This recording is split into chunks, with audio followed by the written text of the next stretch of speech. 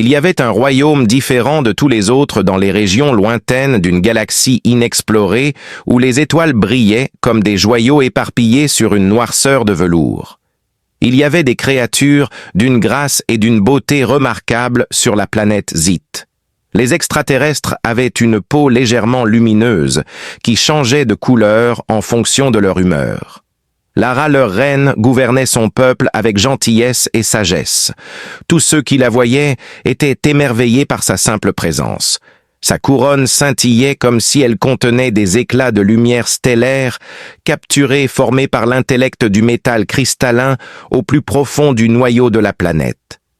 Cependant, même les reines ont parfois besoin d'aide, et il arriva donc qu'un après-midi fatidique, Eric, un serviteur humain qui avait été emmené à Zirat en raison de circonstances hors de son contrôle, se retrouva dans les salles royales. Des trafiquants intergalactiques qui appréciaient les humains pour leur adaptabilité et leur inventivité avaient enlevé Eric de la Terre des années auparavant. Malgré sa résistance initiale à sa nouvelle vie parmi les extraterrestres, son ressentiment s'était progressivement transformé en acceptation.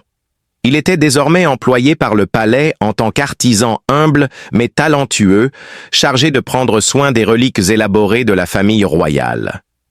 Il fut personnellement convoqué par la reine Lara ce jour-là. Vêtue de robes qui semblaient onduler comme de l'argent liquide, elle se tenait majestueusement devant son trône. Son fin travail de filigrane était altéré par ce qui ressemblait à une petite fissure près de la base de sa couronne qui reposait légèrement de travers sur sa tête. Sa voix portait une mélodie qui pouvait calmer même l'âme la plus troublée. « Eric » murmura-t-elle doucement. Il leva les yeux vers elle, brièvement submergé par sa proximité et la pure beauté de son apparence. « Penses-tu pouvoir réparer ça ?» demanda-t-il. Sur Zit, les humains étaient rares, et bien que beaucoup lui montraient de la gentillesse, aucun d'eux n'avait la même chaleur et douceur que la reine. Il prit la couronne de ses mains et s'avança prudemment en faisant attention de ne pas appuyer ses doigts sur les siens trop longtemps.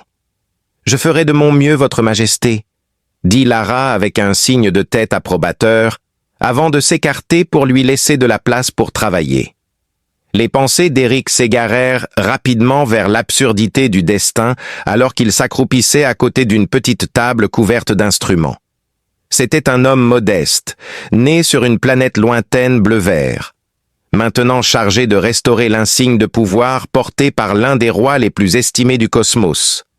Eric étudia les dégâts avec des mains fermes qui avaient été affinées au fil des années de pratique. Ce n'était pas brutal, mais cela nécessitait quand même de la précision. Il a commencé par souder délicatement la partie fendue à l'aide d'un outil à pointe fine, spécialement conçu pour travailler avec des alliages extraterrestres.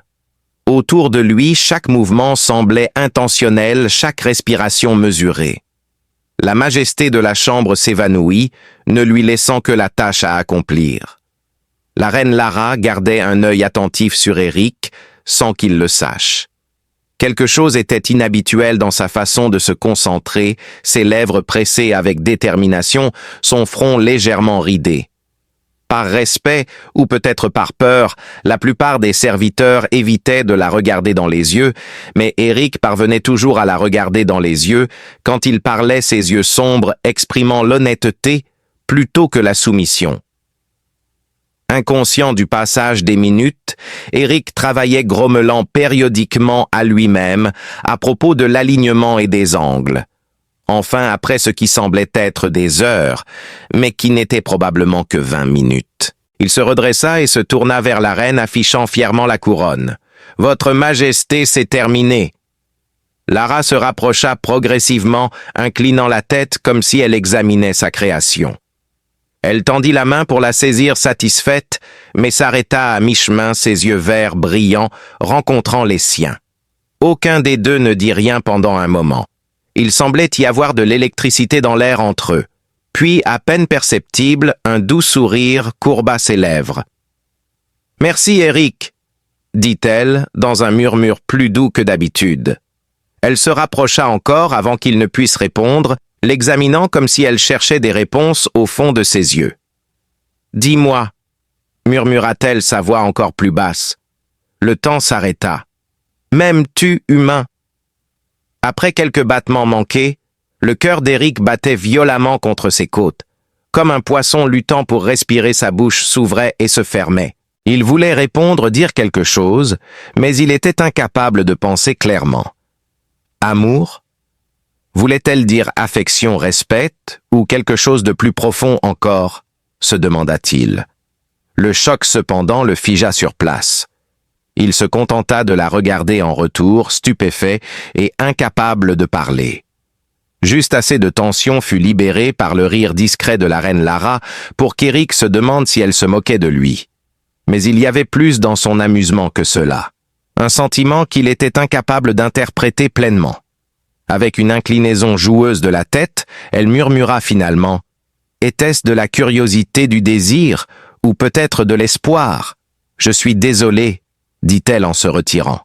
J'ai été injuste de le faire. » Elle repositionna ensuite soigneusement la couronne sur sa tête jusqu'à ce qu'elle soit à nouveau précisément centrée. « Tu peux partir maintenant, Éric, mais souviens-toi, parfois les questions sont destinées à rester sans réponse. » Elle continua, se tournant vers les énormes fenêtres qui surplombaient la ville en contrebas. Avec ces mots énigmatiques résonnant encore dans ses oreilles, Éric s'inclina profondément et quitta la pièce, son esprit tourbillonnant plus vite que les deux lunes orbitant au-dessus de Zit. Plus tard, cette nuit-là, Éric était assis seul dans son humble logement, essayant en vain d'oublier sa rencontre avec la reine, tandis que le ciel se peignait de tons violets et dorés au coucher du soleil.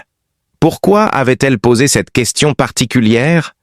Elle n'aurait jamais imaginé qu'il puisse réellement envisager d'aimer quelqu'un comme elle. Contrairement aux mortels ordinaires comme lui, elle était de la royauté et presque divine. Cependant, un coup perçant à la porte interrompit ses pensées.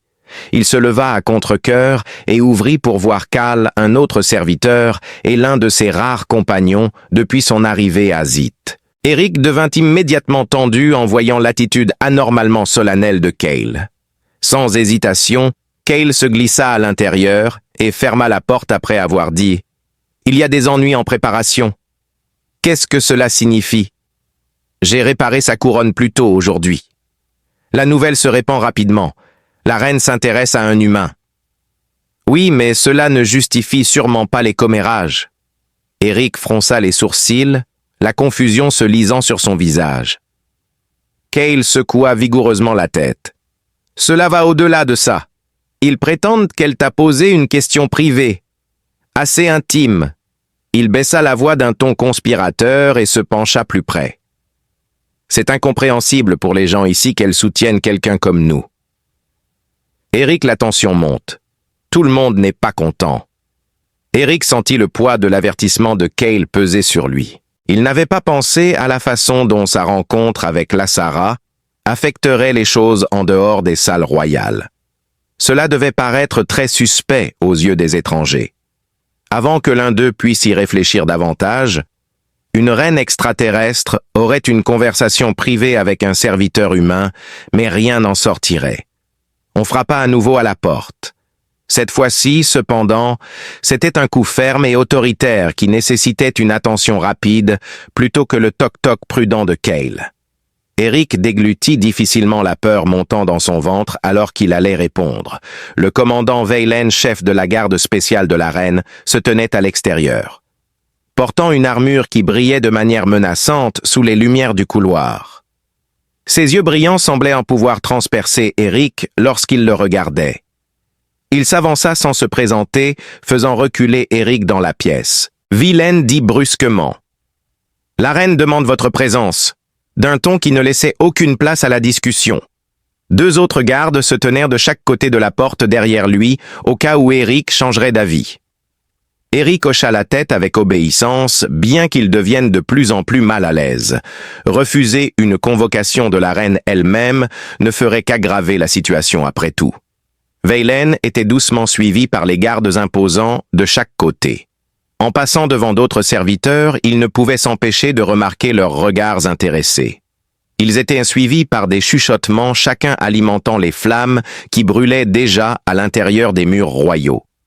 Les angoisses d'Éric passèrent à la vitesse supérieure lorsqu'ils arrivèrent dans la vaste salle du trône. Les portes élaborées s'ouvrirent de manière menaçante, révélant la reine Lara assise sur son trône entourée de courtisans et de conseillers. Mais contrairement à avant, elle dégageait de l'autorité au lieu de la convivialité. La lueur amusée dans ses yeux avait disparu. La fermeté prit sa place, promettant des répercussions à quiconque oserait s'opposer à sa volonté. Quand Éric s'avança, s'inclinant profondément devant elle, il vit un groupe de nobles se tenir à proximité, leurs visages, exprimant tout de la désapprobation à l'hostilité pure et simple. Parmi eux se trouvait Lord Malrich, un membre bien connu du conseil réputé pour son traditionnalisme inébranlable et son mépris pour tout ce qui était considéré comme hors de l'ordinaire, y compris les alliances humaines. « Ma reine », dit Éric avec hésitation. Ignorant ce qui allait suivre, Lara leva une main l'interrompant instantanément et se leva élégamment de sa chaise avant de descendre les escaliers et de les séparer jusqu'à ce qu'elle ne soit plus qu'à quelques centimètres de lui. « Encore une fois », dit-elle en cherchant dans ses yeux une signification que seule elle connaissait. Les rumeurs se propagent rapidement dans ces couloirs, parfois trop rapidement. « Tu as fait sensation aujourd'hui, Éric ?» dit-elle calmement s'adressant à toutes les personnes présentes. Elle fit une pause dramatique et se tourna vers la foule rassemblée. « Que les choses soient claires, aucun mal ne sera fait à ceux qui sont sous ma protection, ni maintenant ni jamais. » Sa déclaration fit trembler la pièce, certains murmurant en signe d'accord et d'autres marmonnant leur désapprobation. Lord Malrich, en revanche, semblait impassible, et son froncement de sourcils devenait de plus en plus profond. « Votre Majesté, » dit-il doucement avançant, « nous acceptons vos choix, mais certaines associations pourraient compromettre notre stabilité. Peut-être devrions-nous repenser cet accord. » Pendant un instant, le silence est primordial. Puis soudain, Lara éclate de rire. Le son résonne à travers la pièce, riche et lyrique. Sa voix porte un tranchant plus aigu que n'importe quel rasoir lorsqu'elle parle à nouveau. Elle rétorque froidement: « Mettre en péril la stabilité. Est-ce ce que vous croyez? » Lord Malrich serait dit visiblement pris au dépourvu par une confrontation aussi directe, et quelle que soit la réaction qu'il avait prévue, elle mourut sur ses lèvres, alors que Lara agitait la main avec désinvolture, se tournant vers Éric et lui souriant de manière rassurante. « Ou bien craignez-vous le changement parce qu'il remet en question tout ce qui vous est cher? Viens, dit-elle doucement, nous devons parler. » Avec cela, elle l'éloigna des regards indiscrets et des tensions latentes, laissant derrière eux une salle d'audience bourdonnante de spéculation et d'incertitude. Et ils entrèrent dans un jardin isolé, baigné de clairs de lune, réservé exclusivement pour lui, au milieu du chaos qui se déroulait autour d'eux. Ici, entourée de fleurs parfumées et de brises douces, Lara a finalement abordé le sujet qui fâchait. Pourquoi t'ai-je posé cette question plus tôt, Éric? Son atmosphère paisible offre un refuge temporaire contre la tempête qui se prépare ailleurs. Elle marchait lentement avec lui en réfléchissant à voix haute. Malgré la gravité de leur situation, Éric écoutait attentivement, absorbant tout ce qu'elle disait, et il se sentait étrangement rassuré par sa franchise. Peu à peu, les choses commencèrent à prendre sens, non seulement en ce qui concernait ses intentions, mais aussi ses propres sentiments pour elle. « J'admire votre honnêteté, votre majesté, » dit-il doucement. « Et peut-être qu'un jour je saurai pourquoi vous m'avez choisi pour en être témoin. » Lara arrêta ses pas et se tourna complètement vers lui. Un mélange unique de vulnérabilité et de détermination dansait dans ses yeux, alors qu'elle tendait la main et touchait légèrement son épaule, comblant le fossé entre souveraine et sujet. Pour l'instant, elle murmura « Concentrons-nous sur le fait de passer la nuit indemne. De nouveaux conflits nous attendent demain, n'est-ce pas ?» Éric hocha la tête fermement et sincèrement acceptant qu'ils affronteraient ensemble tout ce qui les attendait. Même si le destin leur était défavorable, Éric ne pouvait pas dormir, alors que l'aube se levait sur Zit, illuminant le ciel de teintes flamboyantes de rose et d'orange. Les événements de la nuit précédente, les paroles énigmatiques de la reine Larara, les menaces à peine voilées de Lord Malik et le mécontentement latent parmi les nobles se répétaient sans cesse dans son esprit comme une mélodie brisée. Il ne pouvait se débarrasser du sentiment que quelque chose de plus grand se tramait, quelque chose qui dépassait largement sa compréhension, et il ignorait que ses instincts étaient parfaitement justes.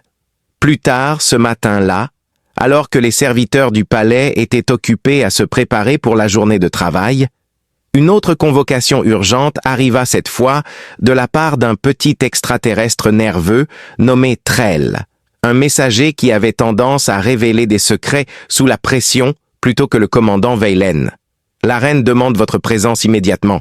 Il y a des problèmes qui se préparent à l'extérieur du palais, » dit Trell en couinant et en agitant nerveusement ses mains à 3 doigts. Eric fronça les sourcils, attrapant instinctivement ses outils, avant de suivre Trell à travers des couloirs sinueux vers la porte principale, où l'air devenait de plus en plus tendu à mesure qu'il s'approchait. Au-delà des hautes portes, une foule s'était rassemblée avec des nobles, des roturiers et même des membres de la garde royale, tous criant et faisant des gestes sauvagement erratiques. Eric sentit son estomac se nouer. Tant pis pour la discrétion. Lord Malrich se tenait au milieu du chaos, sa voix résonnant au-dessus de la mêlée. « C'est un scandale », dit-il pointant dramatiquement les murs du palais. « Notre reine a été compromise. Son jugement obscurci par une affection mal placée pour cet étranger. » Les murmures avaient couvé pendant la nuit, se transformant en accusations assez fortes pour ébranler les fondations mêmes du royaume avant qu'Éric ne puisse comprendre ce qui se passait. La reine Lara apparut à ses côtés, flanquée de ses gardes dévoués. « Assez !» dit-elle, sa voix perçant le tumulte comme une lame, et immédiatement le silence se fit sur la foule, malgré les regards hostiles toujours dirigés vers Eric. Les ignorants Lara s'avança et s'adressa directement à son peuple, disant « Je ne tolérerai pas de calomnie sans fondement contre quiconque sous ma protection. Apportez-moi vos plaintes en privé si vous en avez. Pas dans cet endroit où l'incitation à la terreur est encouragée. » Bien que la commotion initiale ait pu être apaisée par ces paroles, Eric observait des changements subtils dans le langage corporel de ceux présents. Alors que certains acquiesçaient à contre-cœur, d'autres échangeaient des regards entendus, indiquant qu'ils n'étaient pas tout à fait prêts à céder. Un bref tumulte éclata près du bord de la foule, avant que les choses ne puissent empirer. Des halètements se firent entendre dans toute l'assemblée, alors qu'une silhouette encapuchonnée se frayait un chemin en criant frénétiquement « Votre Majesté, vous devez venir rapidement !» Le secteur oriental est attaqué. L'attaque déstabiliserait son leadership et Zit parce que le secteur oriental détenait des réserves d'énergie vitale qui alimentaient toute la planète. « Tu viens avec moi !» dit Lara résolument sans hésitation, et ils montèrent à bord de Hovercraft élégant, avec un groupe de gardes, et se précipitèrent vers la zone assiégée pour n'y trouver rien de moins que la destruction, alors que la fumée s'élevait dans le ciel étouffant l'air avec des vapeurs acrides. Alors que les gardes royaux et les guerriers extraterrestres en armure noire s'engageaient dans un combat féroce, leurs armes explosant en rafales d'énergie qui illuminaient le champ de bataille comme des feux d'artifice devenus fous, Eric vit des marques étranges sur l'équipement des attaquants des marques qu'il n'avait jamais vues auparavant.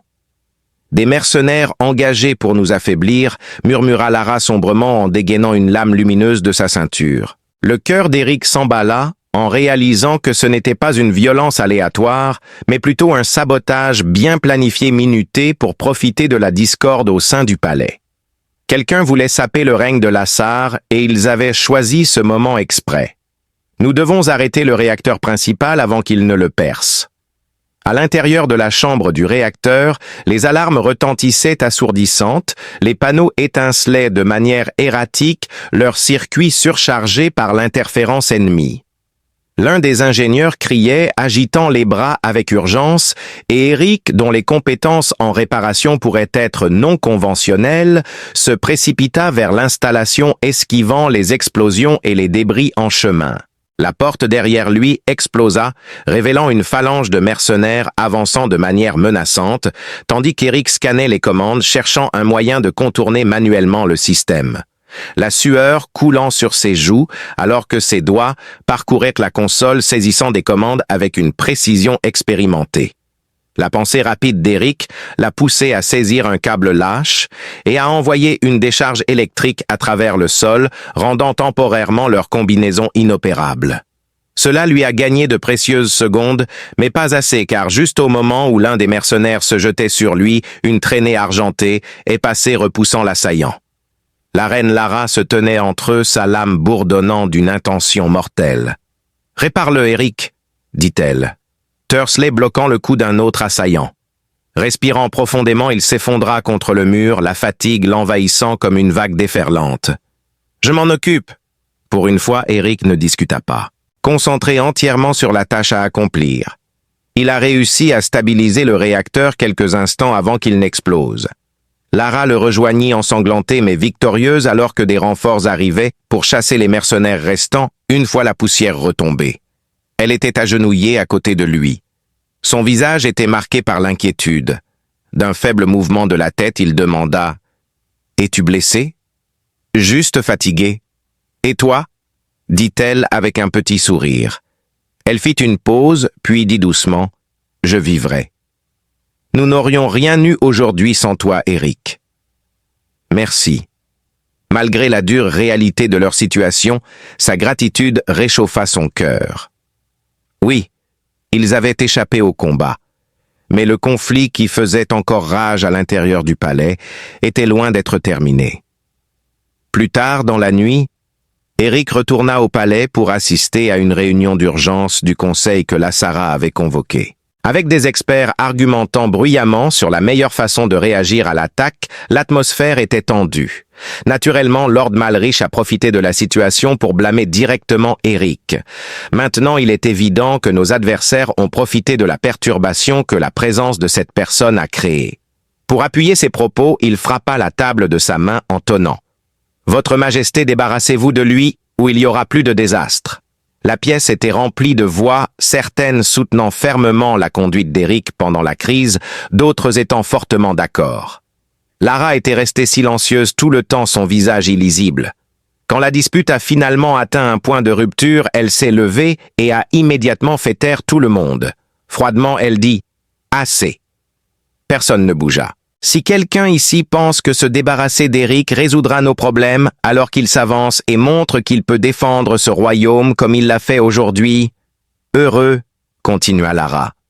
La déclaration stupéfia tout le monde, y compris Eric lui-même. À partir de maintenant, Eric ne sera pas seulement un artisan royal, mais aussi mon conseiller personnel. Toute objection sera accueillie avec de sévères conséquences. Il le conseilla. Mais avant qu'il ne puisse objecter, Lara congédia le conseil, le tirant à part plus tard. Pour la première fois depuis son arrivée à Zit, il ressentit une lueur d'appartenance, non pas à cause des titres ou du statut, mais parce que quelqu'un croyait réellement en lui, mais comme le destin le voulait, la paix fut de courte durée. « Tu mérites plus que la servitude, Eric, » dit-elle doucement, ajoutant « Et j'ai besoin d'alliés en qui je peux avoir confiance. La confiance n'est pas quelque chose qui se gagne facilement ici ou qui se donne gratuitement. » Cette nuit-là, alors qu'Eric s'apprêtait à retourner à ses quartiers, une personne sombre entra dans le palais sans être remarquée et elle se déplaça furtivement dans des passages sombres jusqu'aux appartements privés de Lara, portant un poignard enduit d'un poison scintillant. Leur tâche était simple. L'assassin et sa victime potentielle ignoraient que la vigilance accrue d'Eric, résultat de ses années de survie, l'avait déjà averti de la présence de l'intrus. Ainsi, armé de rien d'autre que de courage et de vivacité d'esprit, il se mit en route pour affronter le danger qui rôdait dans l'obscurité, tuer la reine et accuser le serviteur humain de son meurtre. Bien que son cœur battait à tout rompre dans sa poitrine, des années à négocier des situations périlleuses sur Terre et sur Zit avaient aiguisé ses instincts et il savait que quelque chose n'allait pas dès qu'il avait aperçu un mouvement près de l'aile royale plus tôt dans la nuit. Eric se déplaçait rapidement et silencieusement à travers les couloirs sombres, tandis que la silhouette approchait des appartements de la reine Lazare. Avec seulement un petit couteau de son ceinturon et une détermination inébranlable, l'assassin arriva au quartier de Lara et glissa la porte juste assez pour entrer prêt à défendre la femme qui avait mis tant de choses en danger pour lui. Ce n'est que lorsqu'il arracha la capuche de l'assassin qu'il se figea fixant des yeux jaunes familiers, mais avant qu'il ne puisse te faire un autre pas, Eric bondit en avant, saisit leur poignet et le tordit brusquement, en voyant la dague cliqueter sur le sol, tandis que l'intrus luttait contre sa prise. « Veylen !» halta Eric sous le choc, réalisant que derrière la civière se trouvait le commandant Veylen, le chef de la garde d'élite de la reine et celui chargé de la protéger. Avant que Veylen ne puisse réagir, un cliquetis de pas précipités résonna dans le couloir, et Lara se précipita dans la pièce avec sa lame brillante prête et dégainée. Son expression passa de l'alarme à la rage en voyant Eric retenir Veylen. « Explique-toi, commandant !» exigea-t-elle d'une voix aussi tranchante que la glace. « Expliquez-vous, commandant !» Veylen cracha à ses pieds son visage déformé par une colère amère. « Cet humain, vous l'avez laissé empoisonner votre esprit, vous détourner de ce qui compte vraiment la force et la pureté de notre peuple. Vous nous avez affaiblis, votre majesté, vous avez permis à la sentimentalité de brouiller votre jugement. Et à qui est venue l'idée de payer des mercenaires pour attaquer le secteur oriental? Était-ce la vôtre ou celle de quelqu'un d'autre? » Le visage de Veylen a brièvement affiché de la terreur avant qu'il ne retombe sur le sol avec un sourire narquois. Lara se rapprocha sa lame à quelques centimètres de la gorge de Veylen. « Tu te trompes si tu penses que je trahirai mes alliés. Ma loyauté ne t'appartient pas, mais à ceux qui cherchent à rétablir l'ordre. » Eric serra les poings pour empêcher Veylen de s'échapper. « Il gagne du temps, » murmura-t-il à Lara. « Nous devons agir rapidement. » Lara hocha la tête brusquement et pressa un panneau caché sur le mur, appelant à l'aide d'autres gardes qui ne lui étaient loyaux qu'à elle. Veylen fut désarmé, ligoté et emmené pour être jugé en quelques secondes, mais même si la menace immédiate était éliminée, les conséquences de sa trahison pesaient lourdement sur tous les habitants du palais, et dans les jours qui suivirent, le chaos éclata alors que les rumeurs de l'arrestation de Veylen et de la conspiration derrière l'attaque du secteur oriental se répandaient comme une traînée de poudre. Alors que les tensions atteignaient un point de rupture avec des factions se formant au sein de la cour, certaines soutenant la reine, d'autres exigeant des changements, le confident de Lara. Eric restait fermement à ses côtés à travers tout cela. Lord Malrich a profité de l'occasion pour rallier les dissidents, accusant Lara d'incompétence et exhortant le conseil à la dépouiller de son pouvoir. Alors qu'il reconstituait les indices laissés par Veylen et ses autres conspirateurs, il travaillait sans relâche pour découvrir la vérité derrière la conspiration, et leur amitié devenait plus forte, chaque jour forgée non seulement par le risque mutuel, mais aussi par le respect et la confiance. Lara s'effondra sur un banc dans les jardins du palais, un soir après une séance particulièrement épuisante d'interrogatoire de mercenaires capturés. Son visage était marqué par la fatigue, mais il y avait une lueur d'espoir dans ses yeux, une étincelle allumée par le soutien inébranlable d'Eric. « Je n'aurais jamais imaginé que cela en arriverait là, » dit-elle doucement en regardant les étoiles. « Toutes ces années, j'ai cru comprendre les besoins de mon peuple. » Elle se tourna vers lui, les yeux remplis de gratitude et de quelque chose de plus profond. Je pensais pouvoir les mener sans craindre la trahison, dit Eric assis à côté d'elle avec un sourire réconfortant. La trahison fait plus mal quand elle vient de ceux qui sont les plus proches de toi, mais cela ne signifie pas que tu as échoué. Tu es toujours là, tu continues à te battre pour eux, pour Zira et pour toi-même. Leur conversation fut interrompue lorsque Karl arriva prudemment avec une tablette de données à la main.